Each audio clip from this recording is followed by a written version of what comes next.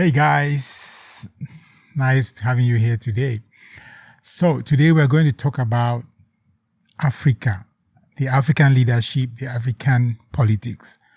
We're not getting deep into it, but we are going to talk more about the happenings, what's going on in Africa, especially the elections, the recent elections that just held in Africa. And today that we're talking, we're having elections in Uganda. But let's start with 2025. We'll start with Tanzania. That was October, right? And everybody saw what happened in Tanzania. Maybe not everybody anyways, but I just want to pause for a second to find out, to ask you, what do you think about the African politics? Anyways, we all know that some countries in Africa are not giving us the best as any country would do to its people, right? Now, looking at what happened in Tanzania, 2025 elections, there were so many people who were arrested during the elections anyways, and there were so many people who were killed. Police shot a lot of Tanzanians to death simply because they were protecting the current president, of course, who took the power again after the elections. Why? Because the main opposition leader was arrested and thrown into prison simply because the president was scared. She knew he was going to win. And the most saddest thing is that this president of Tanzania is a woman, of course, a military, took over from the late president who died. And she took over power because, of course, it was her position to take over power. It was not through elections. And looking at what's happening, the president, the current president, the lady, to say she loves power, I think is fair enough. Everybody loves power, but to love power in the way that you would not want to have an opposition, you throw the opposition party leader in jail, in prison, and then you run elections. And at the end of the day, the entire public, the entire country was against the decision or why you had to throw the other person in prison. That's why the whole country came out to strike, to demonstrate, and to show their grievances. What happened? This was just a few days before to the elections, right? And the only thing that could happen was the police had to arrest and shoot the people. These people are Tanzanians. They are just the youth. Majority is the youth. And at the end of the day, we lost lives. We have people today, as we talk, in prisons in Tanzania. But they still conducted the elections in that situation. And the president, of course, the outgoing president at that time, who is the president now, she won the elections. It's normal because it was like she's the only one. And the people who voted for her, of course, is mostly her supporters anyways. Now, when you look at the way Africa is going, the wave of these leaders who are old and don't want to leave power. For example, when you go to Cameroon, that was October 12. The president of Cameroon, President Paul Biya, is 92 years old. And the elections he's running for, that's the 43 years right now in power since he took power in 1982. And having elections last year, 2025 on October 12, it was also another problem, as usual anyways, where the opposition leader, of course, there were many opposition parties, but there was this opposition leader, Issa Chiroma Bakari, who was the minister under Biya and had to resign from the position as a minister because he went into the Biya's government as an opposition party. So he came back to his political party again and was running against Paul Biya. He resigned from the position as a minister and ran for the president. And what happened? You know, Cameroonians have been, for the past 40 years, they have known only one president, President Paul Biya. And the fact that Issa Chiroma came, there were other opposition parties, but there was one party which is led by Professor Maurice Kamto, who was also having a very, very heavy weight. Of course, the system did not allow him to run simply because whatever happened, it was tricky, but it was also understandable. And Issa Chiroma became the main person. Everybody loved him. Not love him as much, but they just liked to see the change. And Issa Chiroma happened to be that opposition leader that carried the population, especially the youth. So everybody rallied behind Chiroma simply because they want change. Nobody cared whether he's coming from the same government to run against them. Everybody was so happy to see the change. But at the end of the day, the election passed. But Cameroonians will always say there is a LECAM that runs elections. And they still announce President Biya as the president, as the winner of the elections.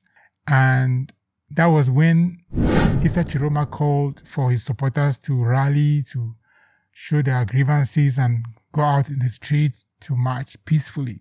But the police, the military, the gendarmes, they had to go out to, arrest. So many arrests were made. So many lives were lost. So many people were killed. Today, as we speak, there are so many people in different prisons in Cameroon. And so Issa Chiroma could not stand because he was wanted and he is still wanted because he declared himself the winner. This is why it's difficult for him to stay in Cameroon. He had to move and went on exile.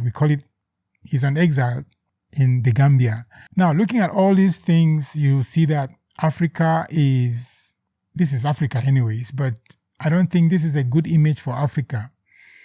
We are not ending here. We will go to Uganda, where elections are going on as we speak.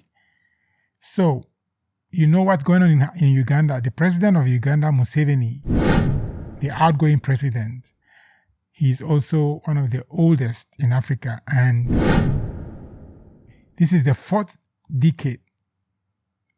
He's entering the 40th year as a president in this election.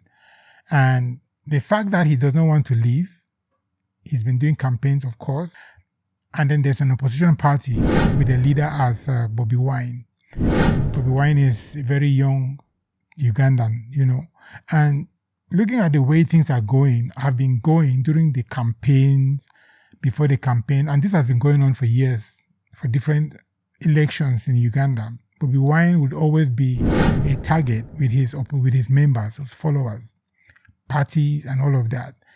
The same thing that happened years back is happening today again. And during the campaign, his followers, his members, they have been arrested, And even in the middle of the elections, there is a lot going on with rigging on the ground.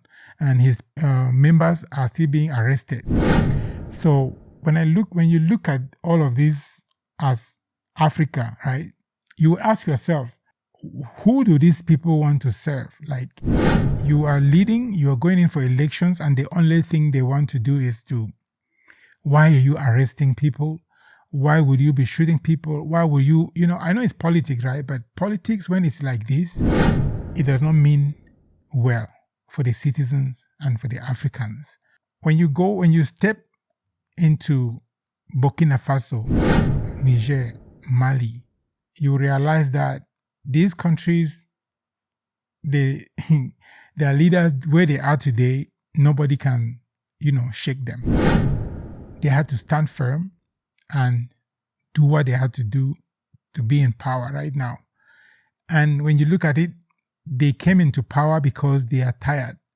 They know their people are tired. And at the end of the day, what they are doing for their countries, I know that there are still some countries that are not okay with them, who have been exploiting and extorting a lot from those countries, especially their natural resources. So when you look at these countries in Sahel, these 3 countries, you realize that they are having a peace of mind, they're having good leaders, and they are thinking for their people, they are working towards their people. Now, when you look at Senegal, of course, that is a country that has a young president, young prime minister, young president of the parliament. None of them is 50, right? And no matter the stress they gave the president and his team during the elections. I remember the prime minister, the current prime minister of Senegal right now, Sonko, he was arrested during the elections as well. He was an opposition party. But this president that won, he removed the other the Sonko from the prison and made him his prime minister. This is because of their age, their goal, their vision. It goes in line. And it's to say the young or the youths of Africa, I think they have a very, very good reason to be the leaders of their countries. Now, the old leaders, I believe, and I would say it's not even better for them to be in power, simply because there is nothing good coming from them. First, when you are tired, you are tired. There's no way you want to say you want to lead like the same way you were leading when you were young or when you just came to power. Secondly, I believe African countries should look into their constitution. I don't know why it's like very difficult for African countries or African governments to stick to a 2 terms of service for each president. I know we have Ghana, we have Nigeria and other countries who are into that, which is very good because when you look at these countries, no matter how bad the president will be, there's a limit. But you see these other African countries, Cameroon, Ivory Coast, Uganda, Gabon, all of these countries, they had cleaned away the constitution that says the president has 2 mandates to serve as a president, simply because they want to stay in power for long. And this is not what I think democracy should be, because as a president, I do not understand how you want to be a president for 40 years and you expect to lead a country that within the 40 years you are having people that were born when you became the president who are 40 years today, and you expect to lead them because what you are having now as a leader is outdated, right? And these young people who are coming up in their 40s, the world right now is in their hands, and the fact that they know better anyways, they know better, and the trauma that this government has given to their population, especially to their youth. The youths today, you see them traveling out of their countries, going abroad, going to America, to Canada, to other countries, simply because there is no future for them. Because I don't see how a leader who has been for 40 years or above 40 years, what he will do to a youth who is 30, 25, 40. Simply because these youths, they have grown in that country and they have seen the reason why they have to leave, simply because they didn't have the opportunity to also be a leader or to also do even business or to even become the best, at their age and be successful. Simply because these leaders, the only thing they do is they have their families, they have their relatives, they have their friends and people who, stand by them. Anybody who is standing behind these leaders, there's no sign that they want to develop or to build a country anymore. They are all there because they have something to gain. They have something to protect, which is their interest and the interest of the president, the name of the president. All these presidents that are there, they are not able to lead again. But those who are standing behind them and making sure he stays there are the people running the country, the countries of these leaders. And why? Because they are gaining. They know what they are getting from there. I don't see why, like I said, a constitution or a country would be with constitution that does not allow any other person to run or any other person to contest against the president. In the party where the president is, there's nobody who can stand and say, I want to run against the president. It doesn't happen. And that's why you ask yourself, in what country or in what age are we? We are dealing with youth. For example, in Uganda, the youth below 40 is 75%. In Cameroon, the youth below 40 is 76, 77%. The rest, now you ask yourself, these youths, This is the majority of population in their country. And they are not able as youths to do anything as into step into the government and also make changes. The worst thing is when they see a youth or a young person who has bright ideas and may want to contribute into their system, they don't understand what that is. But the only thing is they are scared and they will push you aside. That's why you see these countries, there's no development, there's nothing in these countries that's developed. But you hear money, they are having loans with World Banks and all other international organizations. You don't see what these loans are doing in their countries. There's poverty, there is bad infrastructure, there is bad healthcare, education, nothing is going. Now, a leader or anybody from the government, these governments, when they fall sick, it's either they will take you, evacuate you to developed countries.